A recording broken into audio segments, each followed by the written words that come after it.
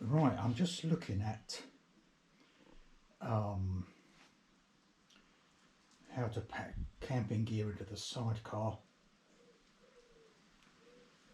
because I'm not actually carried the full. I've done the champing thing, which is like nearly the same, it's just you don't have the tent and that in it. So I'm just trying to make sure that what I want to take will actually fit in. So I've laid it all out on the floor in the conservatory. Bear in mind that what's missing here is the luggage bag with your clothes and that in it, which is just like a hold-all type thing. It's not, that will go in the boot space along with the tools and things like that. So that's you know where that fits. That's fair enough. It's not a problem. This stuff here is what will go in the front of the sidecar, like in the seat area and the forwards of that. I just thought it'd be interesting just to see what we got. So from left to right, the first things to go in, if you see what I mean. So these two bags here on the left, this is a piece of hardboard which is for it's good to have that on, you can put it on the grass for your stove and that, so you put the stove on top of there, so it's a flat firm surface so it doesn't tip over, and it stops the stove burning the grass if it's going to do anything like that, which I've never had that problem anyway, but it doesn't matter. Anyway, so this bag here, which is a zip bag, which is mostly like, if you like, food stuff, cooking stuff. Hang on, I'll get my list. I've got my checklist here. Sit down for a minute. So that's what I call the zip bag number. The one on the left there is what I call zip bag number 2, and it's got like mug, tea, coffee, sugar, milk powder, knife, fork, spoon, tin openers, tea towels, a toilet roll, insect repellent, matches, salt, pepper, the enamelled plate which you can see on top of there, windproof matches which are quite good. They are waterproof and windproof, and they're like little fireworks, and once you strike it you can't put it out, but they are very useful if that's what the weather is like. They're supposed to work when they're wet as well. There's a collapsible basin which is a as it is a nylon thing, which, sorry about these things, this is the anti-bug screen, trying to get in the shot. The collapsible basin, which is like a nylon bowl, basically. You can, if you need a bowl and you can't get it any other way, there's little LED tent lights, LED torch, there's a fuel siphon pump so I can suck petrol out of the tank if I need to, and there are dehydrated food packets, again like emergency rations. There's also a knife, a folding saw, a windshield for the stove, rubbish sacks, and that kind of stuff. This next one, this is the yellow one, which is what I carry around everywhere with me anyway, because that's what I call zip bag number 1. And in here we've got like a battery booster, in case your battery goes flat, you've got a battery booster. There's a cable repair kit, by which I mean, you know, throttle cables, that kind of thing.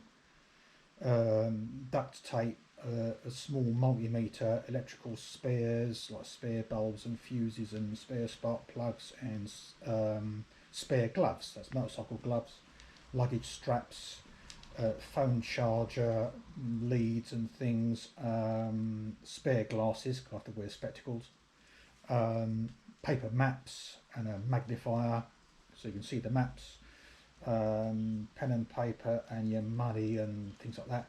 Oh, masks, spare masks, hand creams, hand sanitizer, a power core thing which is like a battery pack thing, and you use it for recharging your phone and stuff or whatever, and a first aid kit, and that's what's in there. Next we have, so this is my my new OEX Helios sleeping bag. It's duck down. It's the one I just bought. It's duck down, so-called a 3-season bag. It's quite good.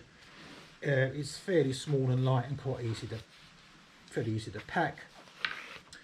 But there's the other one as well. In case it's a bit colder, then there's this one, which is heavier. This is it's quite an old one. This is a mountain equipment Dreamcatcher 750. The numbers is this is a 600. This is a 750. The numbers refer to what's called the loft, which is to say how much the thing expands. So it's a measure of how much air spaces it contains. This could be a sod to stuff into its bag, but nevertheless, but it is good. And this is, as I say, it's quite old. I think I bought it, I want to say 2006, 7, something like that. But it is good. It can go down to like freezing. The scale is actually written on the thing.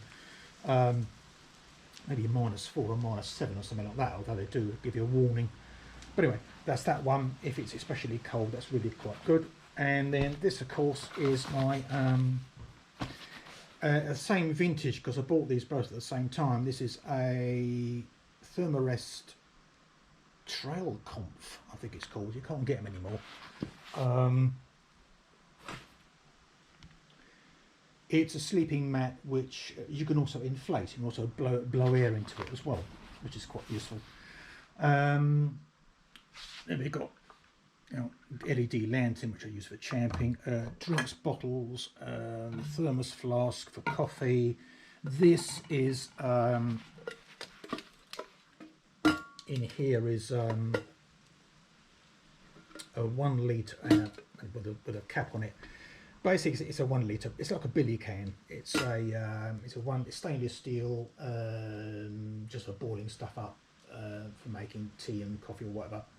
And inside it is a Solo Lite wood burning stove, just in case it might be the opportunity you could do it, or if you need a backup or something like that. And it burns twigs and stuff like that, and it is quite small, but it's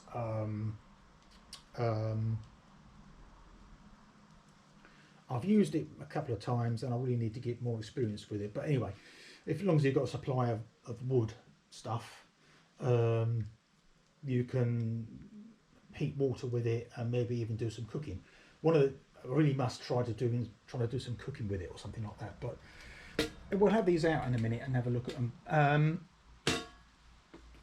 And then oh yeah, so I've got the walking stick, umbrella, walking stick in case my hips play me up again, rubber mallet for the stove. This is a Saunders Base Camp. This is the oldest thing I've got. I bought this in 1990. It's since had a new fly sheet because the fly sheet submitted to ultraviolet damage early 2000s. I thought it was just a fluke at first, but certainly by about 2004 it was tearing and whatever, and because it was just getting damaged. Fortunately, I was able to get another fly sheet for it, and as I say, I think the fly sheet is I want to say 2006. So the new fly sheet for this all bought about the same sort of time. So when I've got a new fly sheet for that, along with these two, the Therm-a-rest and the Dreamcatcher, all about the same sort of time, run about mid-late 2000s. So they've been used for quite a long time. Although it wasn't this hasn't. Now I stopped using this and I started using tunnel tents for the next few years, and I've just started using this again because, quite honestly, it is easier to put up and take down. Much easier and quicker compared to the tunnel tents, where you don't have to fiberglass poles through little like cloth tubes. With this, it's only got 2 aluminium poles, and you just basically peg out the base, stuff the poles in, and it's up. And that's it. You know, it's done. And then this is a Vango Adventure tarp, which fits on this quite well. I originally got that for a Vango Ark 200, but it fits with this very well.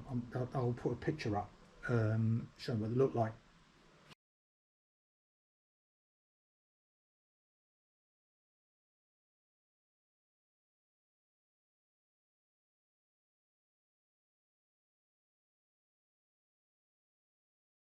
And then this is one of the first camping chairs that I got. I got another one which is smaller, but I like to use this one again because it's a bit more comfortable. So that's a camping chair. Oh, this carrier bag has got canvas shoes and things like inflatable pillows, and also the sleeping bag liner. And then this bag here, which represents foodstuffs, like I'm thinking of taking bacon and maybe eggs and things and perhaps some whatever. But that's the basic idea. So I was just going to try putting it into the sidecar. So these two will go in first, and then I haven't mentioned this yet. Something I haven't mentioned. Again, of course, here. So here, and they're hiding in the corner because I'm trying to keep them out of the sunlight, because we're in the conservatory. So this is my Coleman petrol lantern, and this is the Coleman petrol stove. As I say, we'll get them out in a minute and see what they look like, which are very good. This I've had to put a new mantle in because it seems to have got damaged. Whether it was the last camping trip I did down to Wessex, where we went over all these speed humps, and everything in the sidecar is to leap up and down,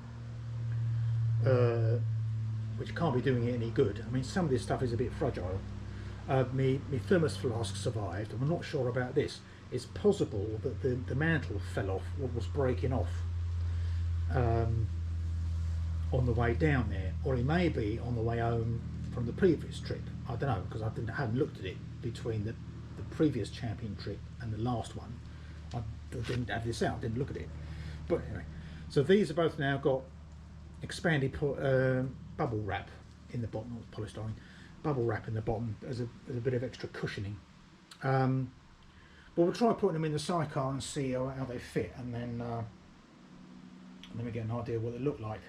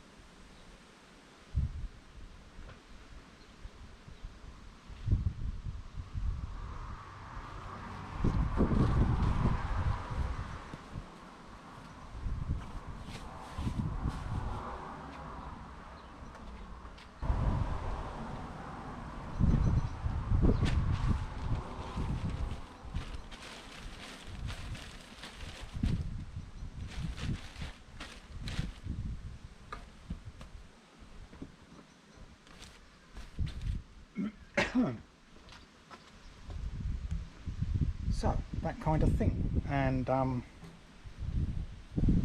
you really want right, hang on a minute. Right, it's windy again today. Right, so there you go, and you really want the tent to be on top, so it's the last thing to go in, so it's the first thing to come out, so that when you're packing away at the end, you know, you can get everything away and it's the last thing to go in, which makes sense. Anyway, so in here, in the this storage area at the back there, that's got all my tools in it and my luggage bag with clothes and stuff, which is just like a hand luggage, like a carrier bag sort of thing. Anyway, so we've still got this much space to get something else in, but we've got basically all the camping stuff, and we've got drinks bottles, thermos flask. This is my fedora hat in case it's hot and the sun is shining, and then a decent nylon over jacket is also in there, the lining for my over trousers, over mitts for me gloves and things like that. There's a little bit of space down here, look. See it right down there, there's a bit of daylight. So yeah, so that all fits. It's quite weird how every time you do it, it's different. So I do it and I take photographs, and I can't seem to do it the same again. But anyway, this is it, innit? When you're packing up at a campsite, it's just get it stuffed away. You're not too fussy about how, just get it all in, you know. And you're wondering, like, well, how did I pack this before? Anyway, there you go. So that works. Yeah. Anyway, time's getting on. I'll get some lunch, and then we'll have a look at some items in close up.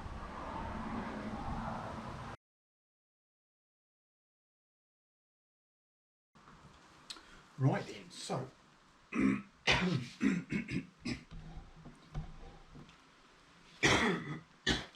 this is in here. It's like a billy can type of thing.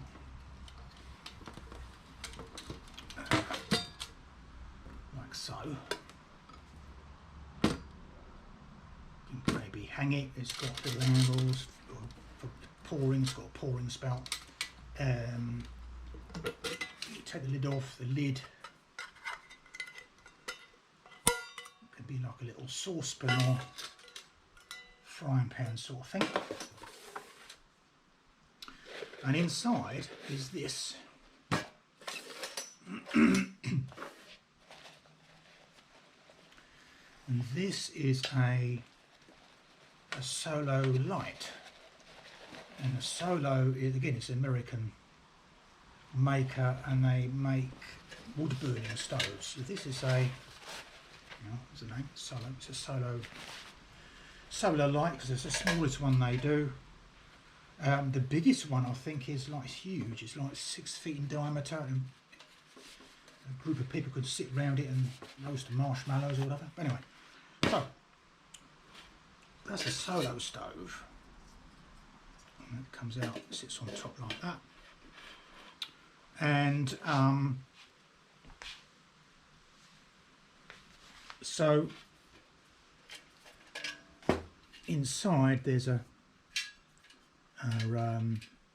a grate, which is a series of wires. Underneath the grate is an ash pan, and you've got these air holes around here. so the air can feed underneath and it feeds the fire, which is sitting in there.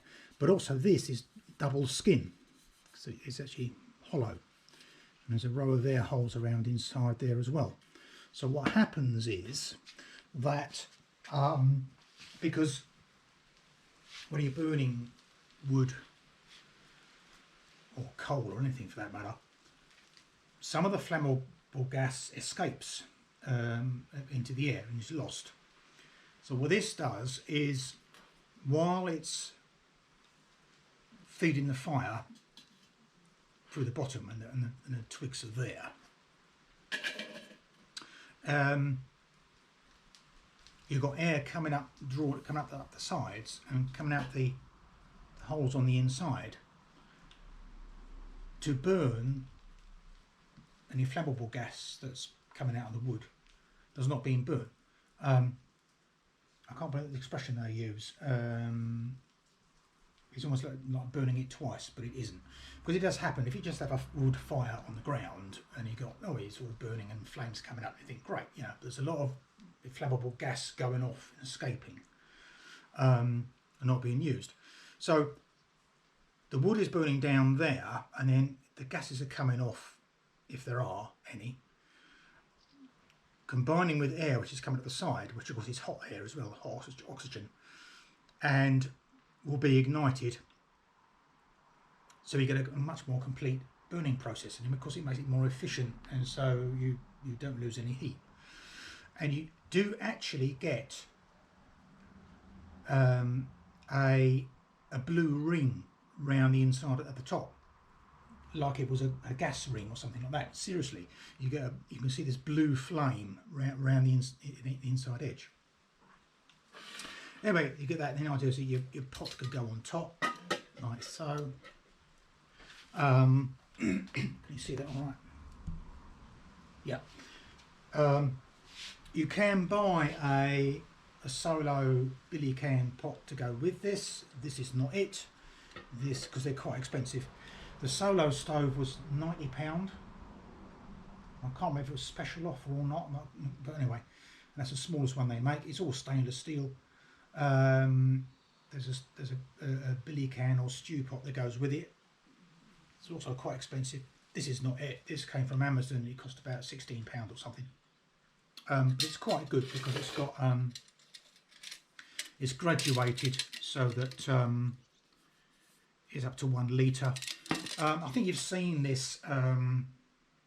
The last video I did about champing, or the last 2 videos I did about champing, I was using this for brewing up tea and coffee and whatever, and it's just about right. So about 1 litre of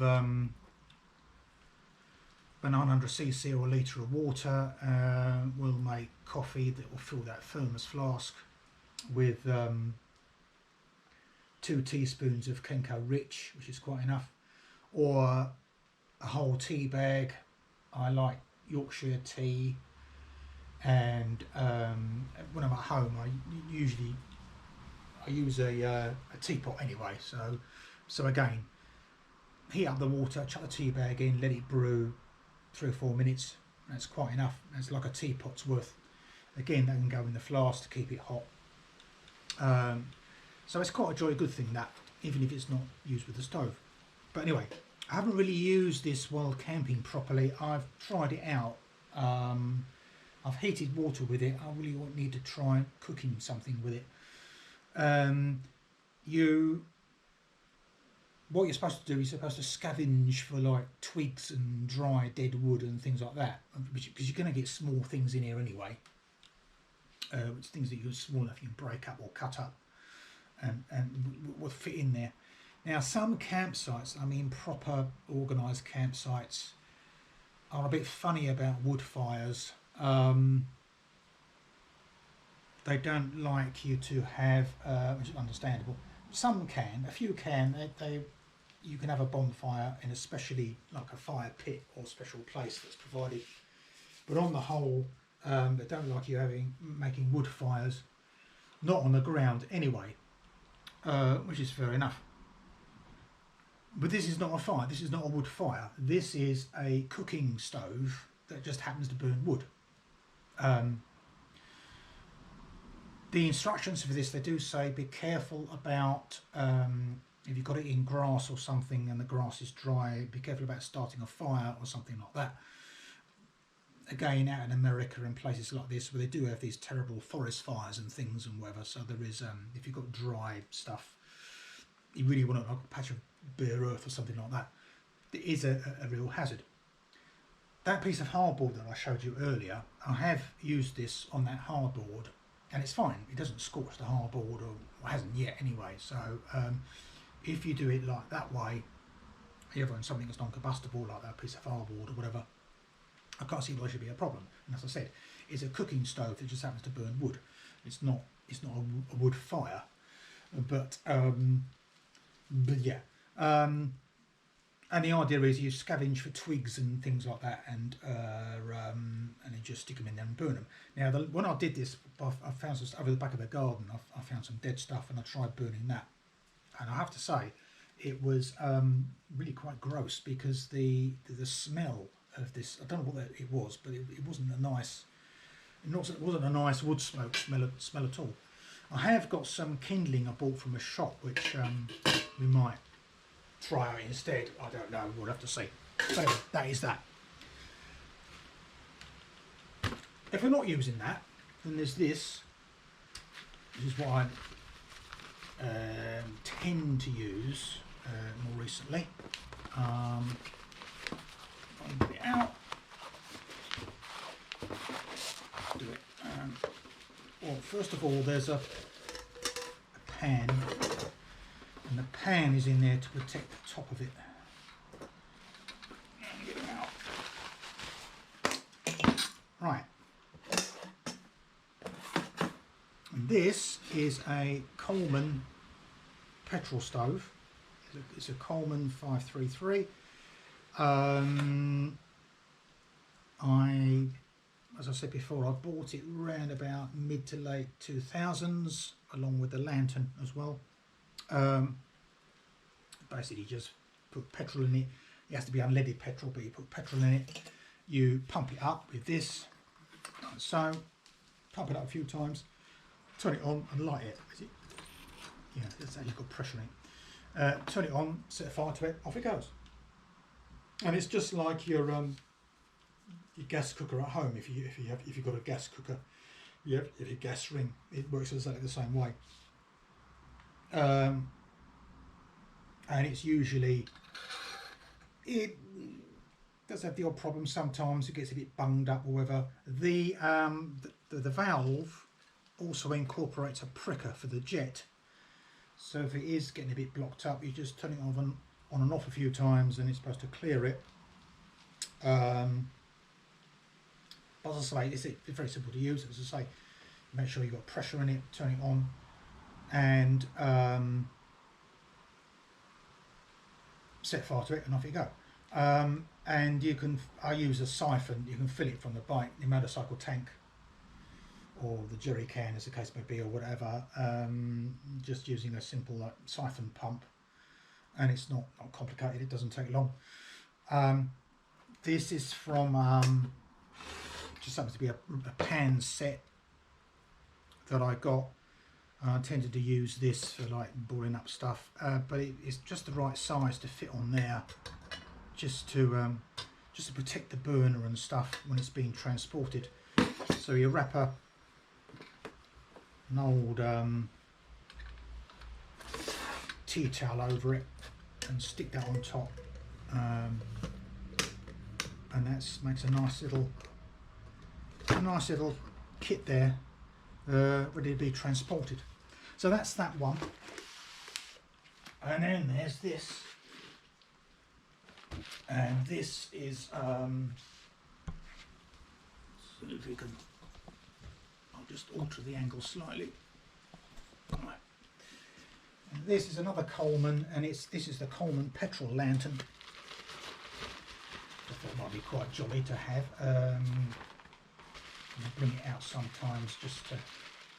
In actual fact, if you saw the champing trips that I did at Aldwinkle, and then before that, the one I did at St Peter's, which is at Walthamcote, the medieval village that hadn't existed for 400 years. That's down Daventry Way, Broadstone, so down that way.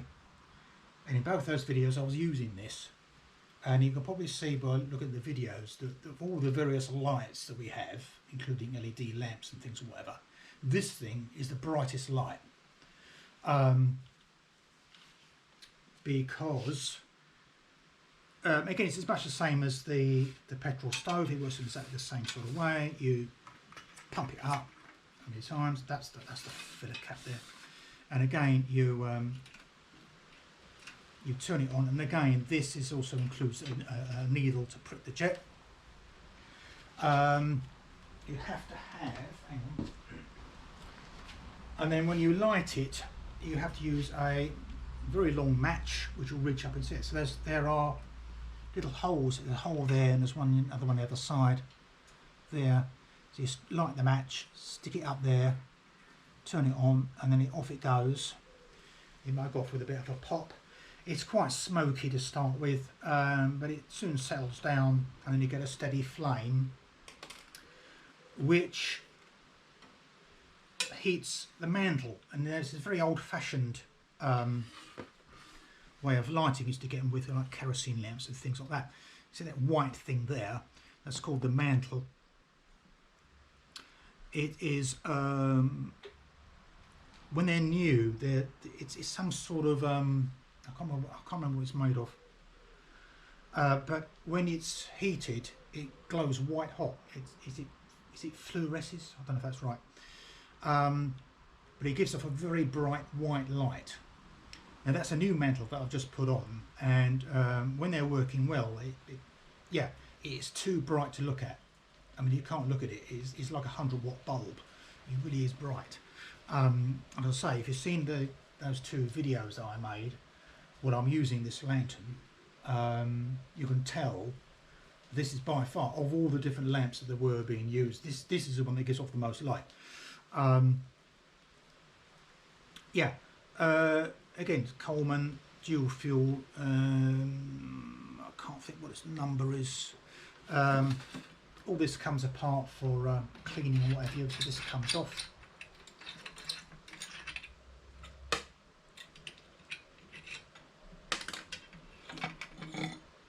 So that's the cover, and then you can take I've got a spare glass as well. You can take the glass off and clean it, and then you can get at the mantle to replace it. The glass is supported on these little springs, so when you put the top on it, the top is not pressing on the glass, it's actually screwed down onto here, but it's holding the glass securely. So there's that, and there's a little washer, and this is the acorn nut.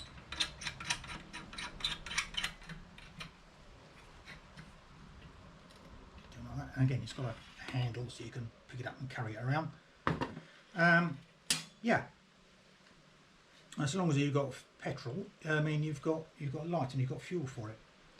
So yeah, that's just to show you a few things, part of the camping gear. I'm hopefully going off next week to do a couple of days up in Yorkshire, and